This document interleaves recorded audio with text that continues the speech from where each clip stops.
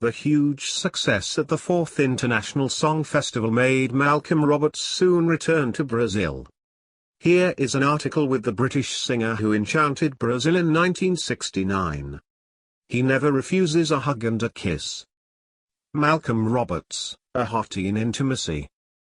Malcolm Roberts, 24, a professional singer for 6 years, and best performer at the 4th International Song Festival, had to radically change his habits during the 6 days he was in Brazil.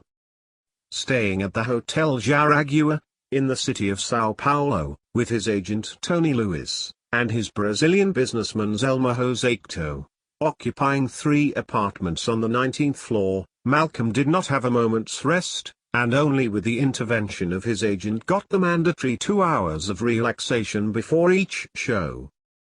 Much sought after by women, Malcolm didn't refuse a hug, a kiss and lots of smiles. By the way, the smile is a constant in the singer heartthrob, who also doesn't spare, even a minute, his gum. He wore light-colored pants, no pockets, and shirts that were always open to the waist, preferably in lilac, orange, blue or green, a scarf, many necklaces, including a huge one in rosewood that he bought in Rio, and some rings on his fingers, which he doesn't even take it off to sleep or shower. Malcolm considers himself a normal guy, who likes to sleep until noon, and write music until the wee hours of the night. I'm not used to nightlife. But in Brazil, there was not a blank night. He was soon surrounded by women, wherever he went. He confesses that he has a girl he calls special in London, her name, Sherry. His friends, however, say he is a great flirt and woman is his main subject. He mitigates this impression. I just love all the women in the world. In his apartment in London, he lives alone.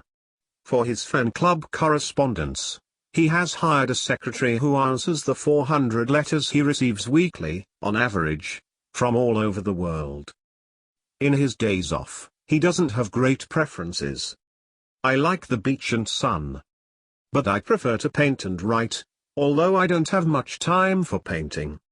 Tremendous guy, as his manager says. Malcolm doesn't admit 2 things, being disturbed during his relax, before each show, and delays. He's very punctual and gets annoyed when he doesn't use punctuality with him. Police and embassy in Malcolm's fight. Malcolm Roberts, who had signed a contract to present a show at the Moustache nightclub, in São Paulo, got involved, in a riot, which even led to the police and almost created a diplomatic affair. Phone calls to the British embassy, explanations to the governor's wife, the couple will attend the show, contacts with the authorities, happened in this case. What there was.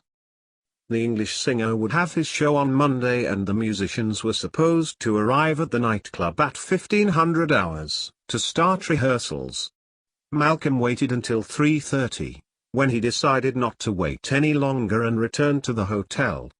Your manager Mr. Tony Lewis thought that the musician's attitude was disrespectful, and when the nightclub people came to the hotel and were about to convince the singer to come back, it was Mr. Lewis who interfered, preventing him from accessing. It turns out that many authorities would be at the Moustache to watch the show, including the governor. Mr. Lewis said that Malcolm would sing for the governor, which would be an honor, but on another occasion, and he called government headquarters to explain why he wasn't going to the club. Police is called. As the singer's agent did not give in, one of Brazilian businessman Zelma Joseito's assistants called the police. 5 police cars responded to the call, and a report was made, based on which Moustache's attorney sued Malcolm Roberts for damages. The confusion ended at 5 a.m. On that day, Malcolm traveled to the city of Porto Alegre, to fulfill a commitment to TV Gauca. On his way back, passing through the city of São Paulo, he was informed by his lawyer that he had taken steps to recover the passport that had been held back at the nightclub. The lawyer had gone to the British consulate, where he was informed that the passport could not be withheld, because it does not belong to the bearer, but to the Queen. that is, to the government that issued it. And the case had already been forwarded to the British Embassy in the city of Rio de Janeiro. Setbacks. The British Embassy, in the city of Rio de Janeiro, has already provided a temporary passport for the singer, so that he can stay in Brazil until his contracts are settled. As for the implications of the case, the diplomatic representation informs that they will not be big, but a tremendous setback remains. The consulate of the city of São Paulo must locate the person who seized the passport, which must be returned to the singer.